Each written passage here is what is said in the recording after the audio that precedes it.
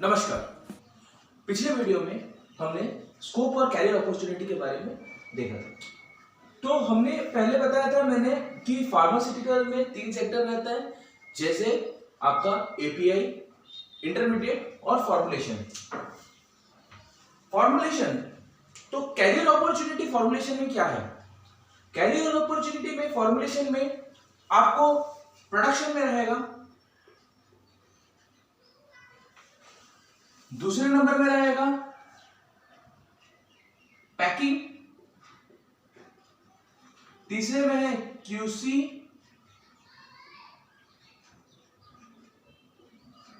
QA, store. तो पहले number में जो प्रोडक्शन रहेगा, प्रोडक्शन में बी फार्मा, एम फार्मा और डी फार्मा के बच्चे ज्वाइन कर सकते हैं। पैकिंग में आपके एम फार्मा और नॉन टेक्निकल्स के बच्चे भी ज्वाइन कर सकते हैं।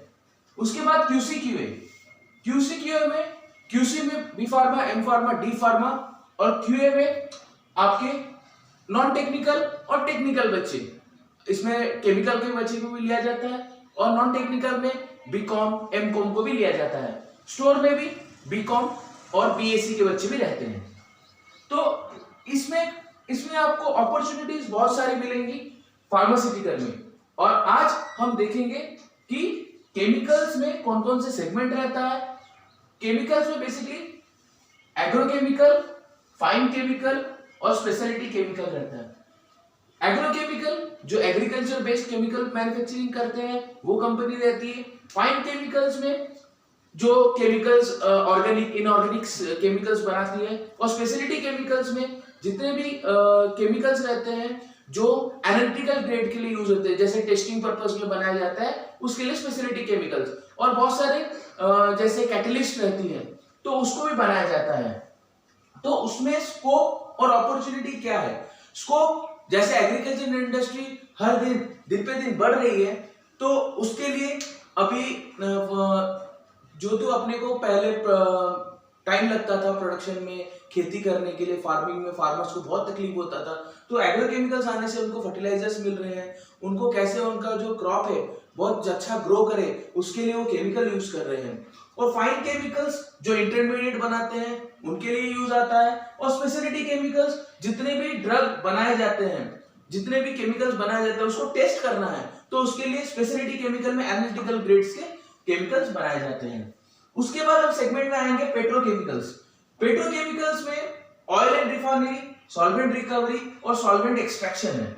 ऑयल एंड रिफाइनरी जैसे क्रूड ऑयल बाहर से आता है, जैसे अरब से हुआ और बहुत सारे कंट्रीज से आता है और इंडिया में भी प्रोडक्शन हो रहा है ऑयल फील्ड्स में। तो उसका जो क्रूड ऑयल आता है, जैसे हमारे पास 3 कंपनीज हैं, इंडियन ऑयल, भारत पेट्रोलियम और हिंदुस्तान पेट्रोलियम। तो ये 3 कंपनियां क्या करती है, क्रूड ऑयल को लेके आती है अपने प्लांट में, उसके बाद उसको डिस्टिलेशन की मदद से, फ्रैक्शन डिस्टिलेशन की मदद से पूरी क्रैकिंग किए जाते हैं। जैसे लोअर बॉइलिंग पॉइंट में उसके पहले कंपोनेंट निकलते हैं, धीरे धीरे कोलतार निकलता है। तो ऐसे ही सॉल्वेंट रिकवरी, उसके बाद ये क्रैकिंग करने के बाद सॉल्वेंट्स में निकलती है। सॉल्वेंट है क्या? आज मैं आपको एक सिंपल भाषा में बताऊंगा सॉल्वेंट का काम क्या है, क्योंकि आपको जो आगे चल के आपको पूरा टेक्निकली बताऊंगा कि क्या सॉल्वेंट होते हैं, क्या उसकी बॉइलिंग पॉइंट रहती है, क्या उसका फ्लश पॉइंट रहता है, स्पेसिफिक ग्रेविटी क्या रहती है। मगर आपको आज ये जेहेतु एक इंट्रोडक्शन है तो मैं आपको एक सिंपल लैंग्वेज में बताऊंगा जैसे जैसे आप समझ पाओ। देखिए, हम जब चावल बिठाते हैं तो चावल बिठाने के टाइम में एक पानी यूज करते हैं। हम पानी क्यों यूज करते हैं कि पानी में वो चावल पक जाएगा, उसके बाद वो पानी को हम ड्रेन आउट कर देते हैं, तो वो क्या होता है, एक स्टेज बन जाता है, एक मीडिया बन जाता है जिसमें वो चावल को पकाया जाता है। तो वही एक सॉल्वेंट है। पानी को हम यूनिवर्सल सॉल्वेंट माना जाता है। कोई भी कंपोनेंट को, कोई भी प्रोडक्ट को बनाने के टाइम में जो मीडिया यूज किया जाता है, जो सॉल्वेंट एक्सट्रैक्शन के लिए यूज किया जाता है, उसको हम सॉल्वेंट बोलते हैं। तो सॉल्वेंट पहले आता है प्योर सेगमेंट में, जो नाफ्था क्रैकिंग करने के बाद, जैसे कोल्स है, बाकी नेफ्थलीन है, ये रिफाइनरी में ही आता है। तो उसके बाद वो सॉल्वेंट्स आते हैं। सॉल्वेंट्स जैसे कि मिथेनॉल है, आईपीए है, आईपीई है, इसके बाद बेंजीन है, टॉल्यूइन है, इसके बाद इथेनॉल है। तो ऐसे सब सॉल्वेंट फ्रेश में आते हैं। फ्रेश सॉल्वेंट्स आते हैं। तो ये जो एक्सट्रैक्शन में फ्रेश सॉल्वेंट रहता है, ये आपका एपीआई यूज करता है और इंटरमीडिएट भी यूज करता है।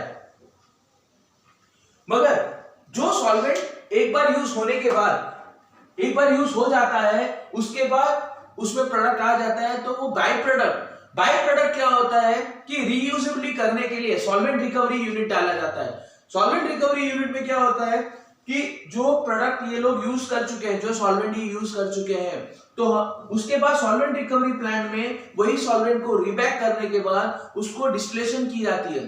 डिस्टिलेशन के टाइप रहते हैं, जैसे flush distillation, fractional distillation, azeotropic distillation. उसके बारे में मैं आपको दूसरे वीडियोस में बताऊंगा। आगे चल के हम पूरी उसका डायग्राम समझेंगे, वो कौन सा इक्विपमेंट है, कितने बड़े हाइट का कॉलम लिया जाता है, कितना डाया रहता है, उसमें स्ट्रक्चर पैकिंग क्या रहता है, स्ट्रक्चरल रहता है, स्लीव रहता है, क्या पैकिंग टाइप क्या रहता है, उसमें केटल या यूज करते हैं या कंटिन्यूस यूज करते हैं। अब आगे चल के आपको डिटेल में बताऊंगा।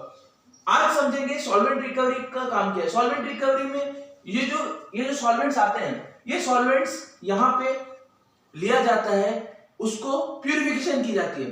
प्यूरिफिकेशन करने के बाद इसको कौन सी इंडस्ट्री लेती है? इसको लेती है पेंट वाली कंपनियां, पेंट की कंपनी है, प्लाईवुड की कंपनी है, उसके बाद आपका जो गम्स बनाती है, एडिटिव्स बनाती है, उसकी कंपनी है। ये सब कंपनियां इस एपीआई को रीयूज करते हैं।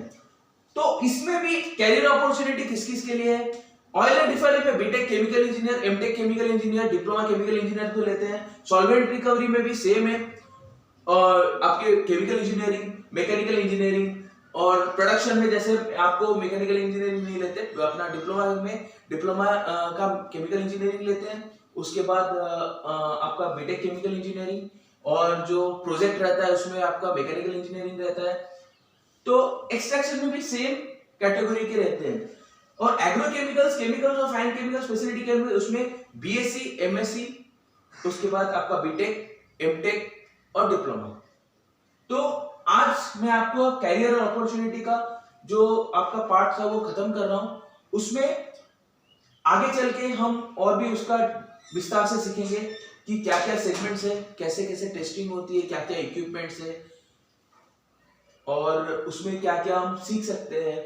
केमिकल्स क्या है, डिफरेंट टाइप ऑफ केमिकल्स क्या है, हैजर्डस केमिकल्स क्या है, एक्सप्लोजिव केमिकल्स क्या है, टॉक्सिक क्या है, मैं आपको डिफरेंट टाइप में सेगमेंट्स में आपको बताऊंगा। आशा करता हूँ ये वीडियो आप अच्छी तरह समझ पाए हैं। अगर आपको ये वीडियो पसंद आए तो लाइक कीजिए, शेयर कीजिए और कमेंट कीजिए, और मेरे चैनल को सब्सक्राइब कीजिए।